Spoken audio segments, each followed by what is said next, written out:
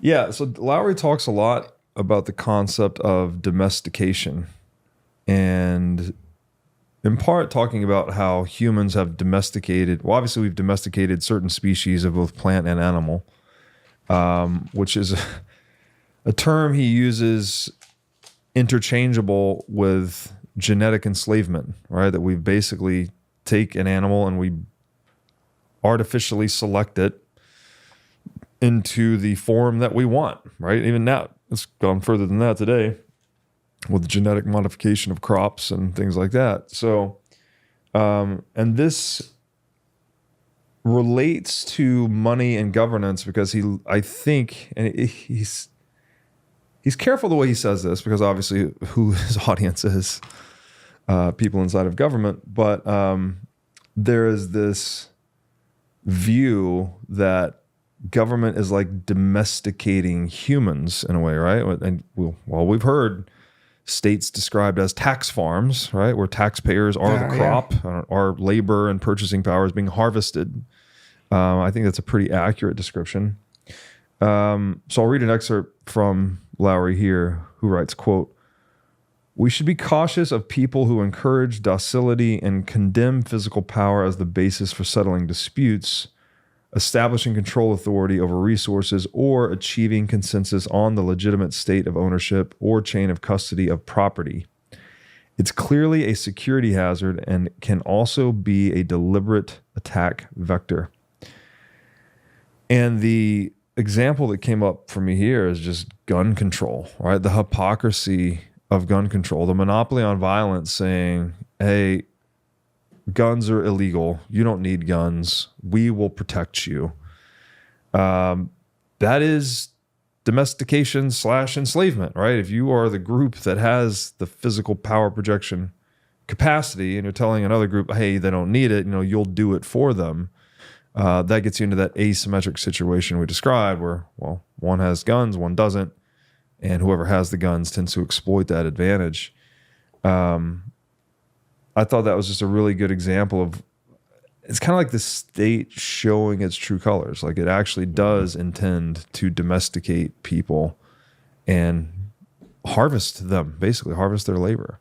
Yeah, and that's an excellent concrete example. And even to back up and put it like in the general theoretical framework of Lowry's theory, just taking a big step back, the domestication occurs when you have a dominance hierarchy, but you're no longer using power projection to determine who gets the resources, the feeding and breeding rights. So you begin to select for things that do not indicate fitness for survival in the long run. You select for non-meritocratic things like nepotism, family relations. You like somebody else. This other person's willing to kowtow to you. Right. Yeah. And when you get people then to enter into your abstract power hierarchy, you say, give up your ability to defend yourself. We'll do it for you. We don't need those guns.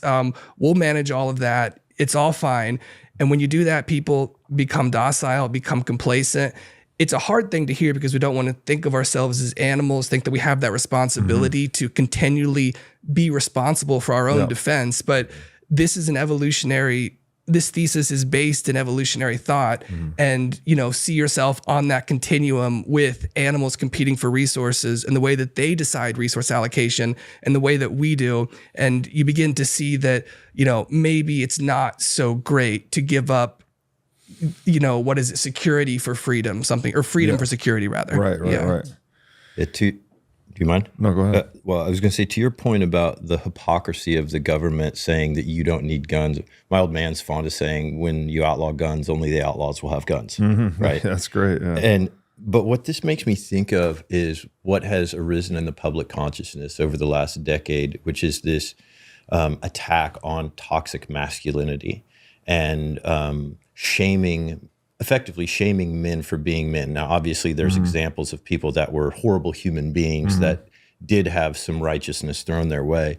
But it reminds me of the way that Jordan Peterson defined the line in the Bible of the meek shall inherit the earth. And he said, if you go back into the original text, what it actually says, and you really take it in, it does not say that the meek shall inherit the earth. It says something more akin to that you shall become a monster, and then you must tame that monster, because if you have no power, there's no virtue in not displaying power. Right. You're just weak. Yeah. Right? The virtue is in having the power and exercising restraint over that power. And the last thing that this makes me think of, one of my favorite songwriters, this guy named Todd Snyder, and he has this throwaway song where it's just a whole bunch of lines that you write down. The very last one is, if worms had daggers, birds wouldn't fuck with them. You know, like, and that's kind of, you would talk about governments and nations as being tax farms. Yeah. And why are they? Yeah. It's because we don't have daggers. But now we have this dagger that is instantiated in code, immutable, and cannot be changed, and it's harnessed to the physical world. Yes. And there's a cost. Yes. Yeah. Yeah, and I would say that's why the United States has been the most resistant polity to a lot of this global push towards globalism, utopianism. You know, in the UK right now, they're arresting people for fucking tweets and Facebook posts, right? Like, we don't stand for that in the United States. I mean, most parts of the United States. Obviously, we've had censorship, but no one's been physically arrested for something they, you know, a tweet or whatever post they put online. And again, that's backed by the symmetry of physical power projection capability that exists here because we have a high penetration of gun ownership, right? That does not exist in the UK and other places. So they are more vulnerable basically to tyranny. And that's, you know, when the opportunity is there, it gets exploited. I think another good point here, which is, I mean, we keep going back to this. It's like you can't opt out of physics, I think is something Lowry said, right? It's like this is a game you can't opt out of. Yeah, that's the third law, right? Right. You can't win, can't break even, you can't quit playing the game. Can't quit playing the game, exactly. And there's that other quote that those who trade liberty for security end up with neither, right? It's like you just can't, that's not how it works. If you try to trade away your freedoms for someone to just keep you safe, well, you've now given up your ability to defend yourself. Declawing cats. You're declawing cats, right? This is why states are always itching for gun control. And you look where some of the greatest atrocities have been committed, and it's in states that had really disfavorable gun laws for individuals. To that quote in the Bible, yeah, my read on that was something like, it's not the meek shall inherit the earth. It's that those who know how to use their weapons but choose to keep them sheathed, which is kind of like what you're saying. It's like you're integrating the Jungian shadow ultimately. It's like you know what you're capable of, but you're choosing to be good, right? It's not that you don't know how to fight or don't know how to defend yourself and you're just weak, as you said. It's you do know that about yourself. You do have the guns or the technique or whatever the thing is that makes you comparatively competent to someone that would want to coerce you. But then there's the choosing to do good and be good. And like, that's how we actually transcend. I think we become stronger, better people. And there's a reason, I think, why we choose not to do that. Like, having been around some soldiers and some fighters, you know, those who truly know violence are really unwilling to advance into it. Right. They know the cost, the risk. Yeah. Which is why Congress and people in positions of a leadership with the ability to send sons and daughters to die into war who have never experienced that, they can do it so without second thought. Yeah. And then you go sit next to a guy. My sister's husband used to be he was the captain of the Army's MMA team. And then he became a special forces soldier. And you sit next to him and he's the most dangerous person I know, but he's the chillest guy. Calm, yeah. Like that's so consistent among fighters and killers, is that they know. Yeah. They have that ability, but they also know that there is a cost, even to them. And it goes clear back to what Jason was talking about with the theory of mind, which is that if you know that you can impart violence, one of the things that comes with that is the ability to envision exactly what that violence will do to somebody. And you distill that in your own mind, and it hurts, right? You know, people suffer from that. So, And I would just add to that, so being close to violence in that sense, knowing it as a trade, it helps a person resist their own self-domestication, having the ability to use arms, to MMA, the ability to do your own self-defense, to even have participated perhaps in a war. Those types of things help a person not be self-domesticated. Lowry mentions another one in the thesis: go outside and look at the stars, see where you are in the universe, and know that you are responsible for yourself. And be in nature, essentially, is be close to violence maybe, but also be in nature and see what nature is about. Yeah. Yeah, contending with entropy, right? Like that's what we are here to do. And if we try to abdicate that responsibility, then it just opens us up to attack, basically, right? I don't want to deal with it, let someone else deal with it. Well, now you're now in a trust game, right? You have to trust your protector not to exploit you. You've opened up an asymmetry, and that can be used to exploit you.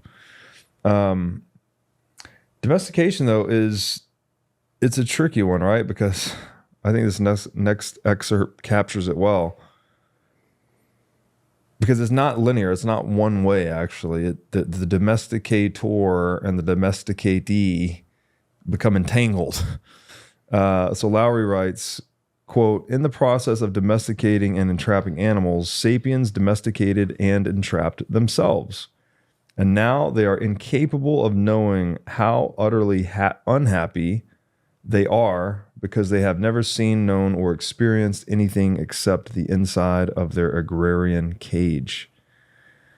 So there's like all things in reality, there are feedback loops. Yeah, you were given the example of the baby. I think that was on yesterday's recording. Yeah. And then one of you guys said something about the corn and the farmer. Yeah, no, that was Michael Pollan's example he gave in the book, The Omnivore's Dilemma. And in fact, Lowry, in an interview, might have been with you, Robert, he noted that if you want to see who is the predator, the apex predator, if you're an alien and you go to another planet, want to see who the apex predator is, see who has other species as their domesticated pets, see who has used domestication as a predatory strategy. And one kind of an interesting way to look at it from Pollan's angle is, well, if an alien came to Earth and saw our endless fields of corn and the way we tend to them and just weighed biomass, what is the most biomass here? You might say that corn is the master. And we, having entered the agrarian stage of evolution, moved on from hunting and gathering to a settled agrarian people, we talked about this before too. We're domesticated in the very literal etymological sense. We've accepted a domicile, a home, a fixed place where we now have to centralize our resources. And the grain dump is now a thing that we have to protect, in that an abstract power-based hierarchy can be constructed to allocate those resources to other people. Yeah. It's not you go out hunting and gathering with a close connection to people, you kill something and you share it in a very egalitarian manner. Rather, we being agrarian people, we concentrate our resource through specialized labor. We become domesticated, stuck to a piece of earth, and a centralized apparatus develops to distribute that out. Yeah. Yeah, that is the genesis of government, actually, right? Is once we become an agrarian society, we start generating an economic surplus. All of a sudden we have something to protect, right? We have silos of grain or whatever the thing may be. You have to protect that from plunder, right? You have to secure the borders. That's the genesis of government. That's where it originally comes from. So there is kind of a free market function to it, I suppose. But then the conundrum we've always been in is, how do you protect yourself from the protectors, right? If they choose to use their armaments that they're securing the border with to turn around and go and plunder your goods or purchasing power from people working inside the borders, well, what recourse do people inside the borders have, right? And we've experimented with a number of things, rule of law and civil liberties and all these things, but at the end of the day, I don't think we've solved it yet. And now Bitcoin does change that calculus. Like, people can put their purchasing power on something that even the protectors would have a hard time expropriating. So yeah, that which seeks to protect you is that from which you need protection. Exactly. If the government does it, they call it protection. If the mob does it, they call it extortion. Exactly. But it's It's the same scam. Yes. Right. And oftentimes the mob does it for a little more efficient rate. Yes. Yeah. Because there's more competition. Right. Yeah. And like Lowry does go into this when he's asked about, what is a private militia that beats the military that takes over it's the new government, right? It's just the guy that they now have the monopoly on violence. And I lived in Colombia for a while in a cartel controlled area, and they serve as the government. They go around and in times of need, they hand out water and food and supplies. And in times of crisis, they protect. And you just don't go down that road after dark and you stay out of their way. And this, of course, this is not a vote to or from, but we do, I think, need to pull the veil off of our eyes and acknowledge that a cartel is simply a non-recognized government. Yeah.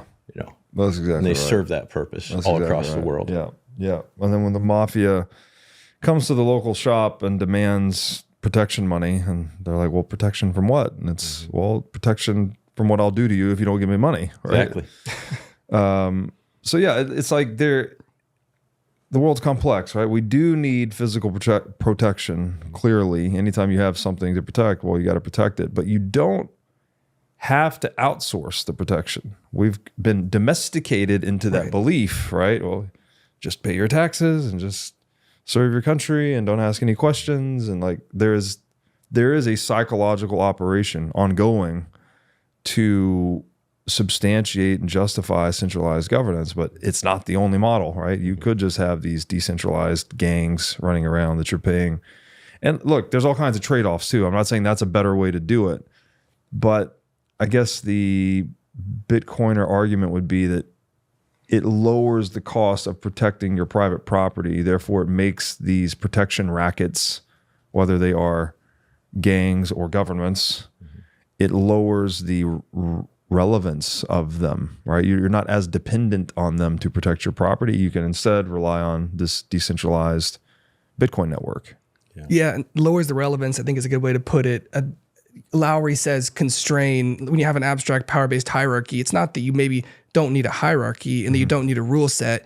You just need a way to constrain its operation that is not the rule set designed by that hierarchy, which was where something like a decentralized currency not controlled by anybody provides a hard constraint on any hierarchy, any abstract power-based hierarchy that would attempt to change the rules. Yeah, just like the checks and balances in the original founding of the United States. As a constitutional republic, those checks and balances are what Lowry would probably describe as constraints, basically, right? Constraining control actions, I think, is the term he often uses. And so, yeah, you need a way to protect yourself from the protector, basically, as you said earlier. And Bitcoin's a more economically efficient way of doing that. It's another aperture through which to understand the importance of Bitcoin.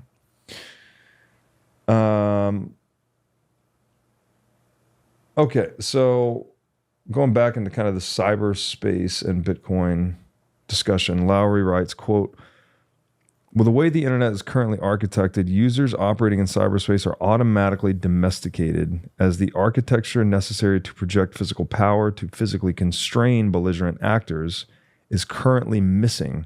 At least it was before the invention of Bitcoin. So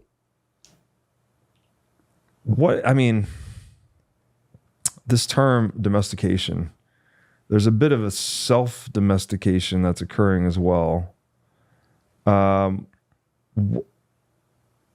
role does this play in his thesis? Yeah, so the idea would be that when we use software provided by large corporations like Facebook, Twitter, the whatever bank controls your financial data.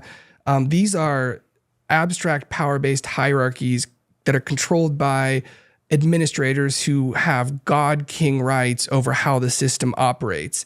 You essentially then say to the admin, to the software provider, well, you're powerless. You're not defending your digital resources. You're outsourcing all of that to the software provider, you're already domesticated because you've given up any power projection. And that makes sense kind of before Bitcoin, because how do you project power into the virtual realm? How do you project real physical power in such a way that you can resist domestication? What is the Second Amendment you have in the cyberspatial realm? What is the gun, so to speak? Once you have Bitcoin, you have the proof of work cybersecurity protocol that is essential to Bitcoin, that allows the expenditure of real world energy in cyberspace to make bits provably costly. The electro cybersecurity dome that we mentioned in the last conversation. And so now Bitcoin is the first instance of an ability to project real world physical power into cyberspace. And so reject the auto domestication that comes from downloading a piece of software and expecting it to do all of the work for you as far as self-defense. Yeah. Again, there's that abdication of responsibility. Almost, I mean, as you're saying, by necessity. Because how could you? The only access point to the internet was through these centralized data monopolies, right? Whether that was AOL or, even internet service providers, now social media companies, et cetera. And there's no rooting in physical reality, I guess, at least for the user. There are obviously physical servers, but the user can't express their preferences with any type of physical oomph, basically. But Bitcoin allows us to do that, essentially. And so that it changes the nature of the relationship between users of these applications and the providers of these applications. When it's not just that you can't express your preferences, it's that the cost of someone to attempt to manipulate your preferences is effectively zero and continuous forever. Right. In that, this is just kind of a thought experiment I had, which is if I had control of a couple $100 million worth of ad money and I wanted to affect a revolution, maybe I wanted an assassination, what would I do? I would just simply break down all the profiles, look at the ones that are most psychologically apt to flip, and then just spam them with things that would flip them. And maybe I start with 200,000 people, and all I need is one. Right? So it takes, you think about like the JFK assassination, you think about how many people had to actually be in play in that conspiracy theory for it to work out, to go from here to here to here to here to here. And there is somewhat of a paper trail, or at least a relational trail. With this type of approach, you can Manchurian candidate somebody into doing your will and have this great distance between you and them, this deniability. And there's nothing to stop that. Up until this point, there had never been anything to stop that, except now we have the base layer of Bitcoin, which allows us to put a halo, allows us to put this electro cyberdome around our preferences and around ourselves as we travel through cyberspace, such that if you want to fire an ad off my way, you got to zap me some sats. You've got to we're going to make it costly for you to do that. And when you make it costly for people to do things, they have skin in the game, and they change how they act, and they act right. Yeah. And that's a great argument. And to take it a step further, you said if you had $100 million or whatever it is, well, what if you just had a money printer? Exactly. Right. Then you don't even need to spend your own money. You can just pilfer the purchasing power from savers and then also engage in that social engineering. Or even cheaper than that. And this is the thing that has always been the inherent flaw of any sort of logic-based system with that sort of God King, is that, Mark Zuckerberg has controlling power over 3.4 billion people. He can unseat a sitting president, but you know who has power over him? The people that can lean on him, call him up through a direct channel and say, do this or else.